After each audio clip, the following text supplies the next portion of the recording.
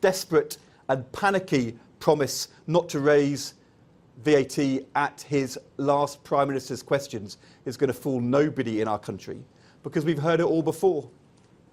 In 1979, the Tories said, before the election, they had no plans to raise VAT, and then they almost doubled it straight after the general election, a broken Tory promise on VAT. In 1992, John Major told the House of Commons before the election there will be no VAT increase. But a year later, he put VAT on gas and electricity bills, a Tory broken promise on VAT. In 2010, during the election campaign, David Cameron told the British people he wouldn't put up VAT.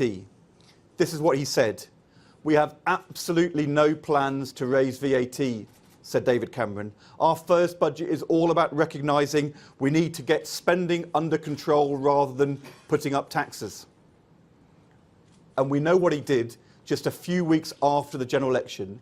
He and George Osborne put up VAT, raising VAT from 17.5% to 20%, hitting the living standards of millions of people, a Tory broken promise on VAT. The Tories break their promises on VAT again and again and again.